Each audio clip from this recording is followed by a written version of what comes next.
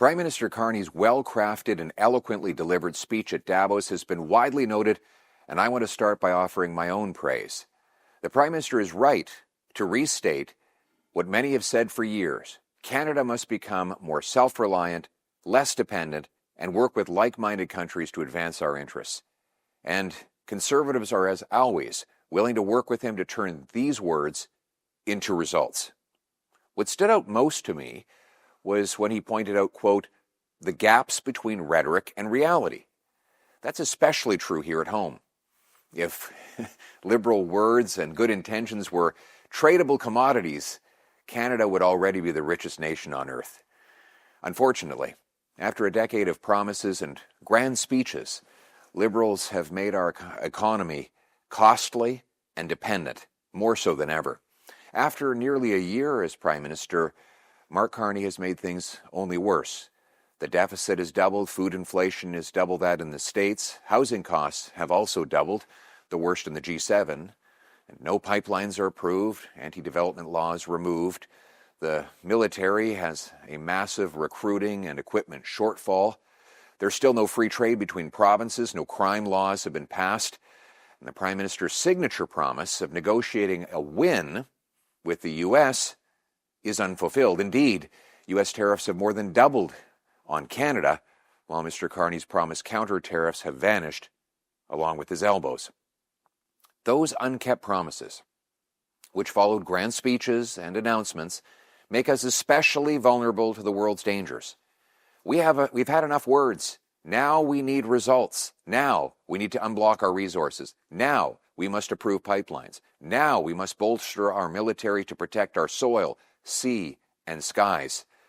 Now we need to crack down on foreign interference, threats, and intimidation of our people from hostile powers like China, Russia, and Iran. The last 5 years have shown us that we can't count on others. Our closest neighbor and largest trading partner, the United States, struck us with tariffs and questioned our sovereignty. Now that is short-sighted, and I believe it will hurt them too.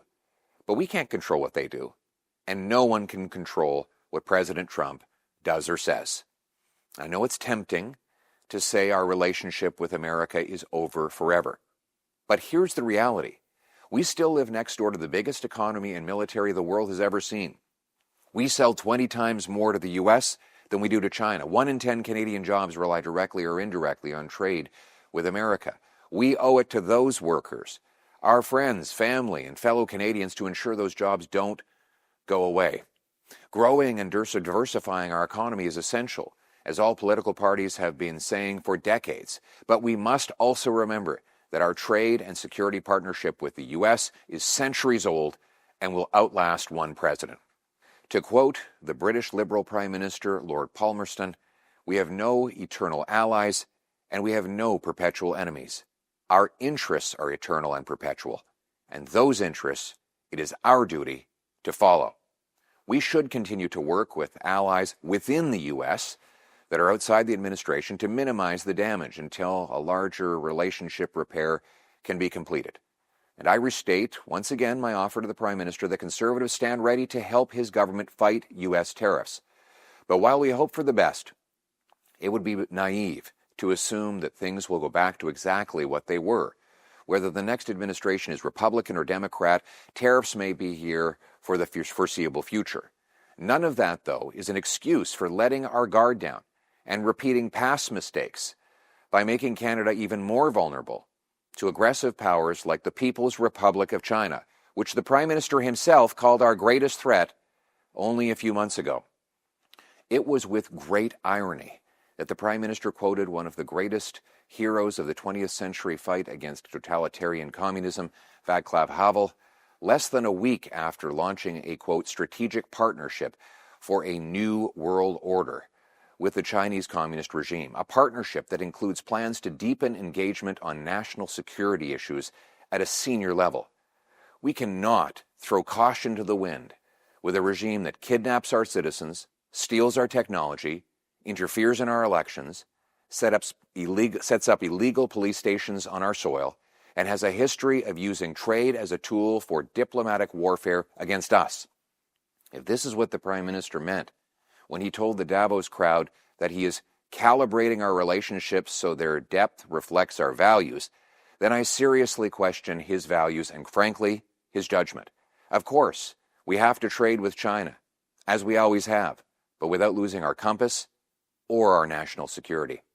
At the same time, we must continue the work of Stephen Harper, the Prime Minister who expanded our network of trade with more like-minded middle-power countries. It's not a new idea. In fact, we already have free trade with most of the middle powers that the Prime Minister recognized in his Davos speech after the previous Conservative government negotiated agreements with a record 46 countries. Given that we already have these agreements in place, what stops us from growing trade with those countries is not their trade barriers on us, but our trade barriers on ourselves. Liberal laws like C-69 and C-48 make it impossible to approve projects or ship energy to other countries on different coasts.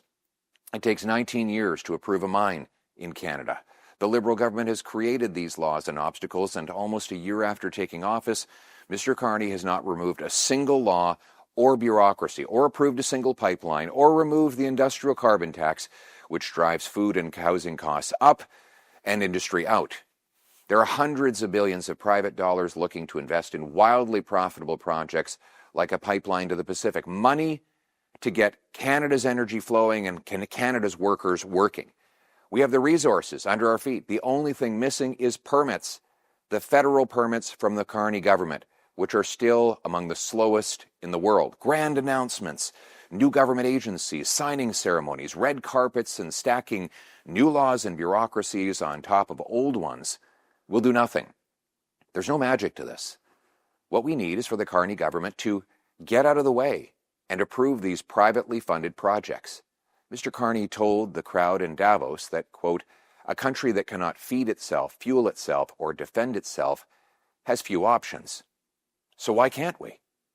Just this week, Canada was declared the food inflation capital of the G7. And last year, Canadians who can't feed themselves made a record 2 million visits to a food bank every single month, more than double than the number from 7 years ago. In a country with almost endless farming potential. We have the potential to be the most affordable and the richest country in the world because we have the most land, resources, and coastline. We need to unblock our potential, stop stopping, and start starting. That's why Conservatives propose the Canadian Sovereignty Act. It's a detailed plan to unlock and unblock Canada's potential and make our country more affordable, self-reliant, and sovereign. It aims to bring home the $500 billion of investment that's been driven to the U.S. over the last decade, with practical steps like ending capital gains tax on reinvestments in Canada, which would be economic rocket fuel for business startups, high-tech inventions, and massive money-making, job-creating projects, repealing anti-pipeline and anti-development laws to legalize fast and safe approval of pipelines and shipping energy to our East Coast, including a new pipeline to the Pacific, which would ship 1 million barrels a day and $30 billion a year, the single biggest increase in our exports overseas. Let's go from having the second slowest permits in the OECD to the fastest. Let's end the industrial carbon tax on industry and farmers so that they can more affordably produce what we need. Let's create free trade bonuses for provinces and territories to open up their markets to fellow Canadians, tear down internal barriers, and strengthen national economic unity. We need new rules and tax incentives preventing Canadian technologies, intellectual property, and strategic assets from being sold to hostile foreign states and state-influenced interests. We need to cut taxes on work, investment, home building, and energy so that we can make more with less. Doing so will make us both autonomous and affordable. The more food we grow, the more energy we supply ourselves, the more we will be able to afford, the stronger our dollar will be, and the more purchasing power our families will enjoy. That's why I'm announcing today that next week, we Conservatives will introduce a motion in Canada's Parliament to pass the Canadian Sovereignty Act. Speaking about sovereignty, we need a strong and sovereign national defense. And what we do on defense is something that we control alone. We don't have to ask anybody's permission to have a strong, state-of-the-art military and defend ourselves. But could we really defend ourselves today? Once again, Mr. Carney has talked a big game about building up our armed forces, but after nearly a year as Prime Minister, he hasn't even begun to deliver. It's been pushing promises down the road, smoke and mirror budgeting, and commitments of things he might one day do. Just trust us. We really want to do it, just not yet. Look, we all support the sovereignty of Greenland and Denmark, but we must be able to support our own Arctic sovereignty. Right now, we only have 300 full-time members of the military stationed in the Arctic, in a territory that is larger than most countries. We have the largest coastline in the world, and yet we have just a regular naval force of 8,400 personnel. A sovereign country must be able to defend its people and its territory.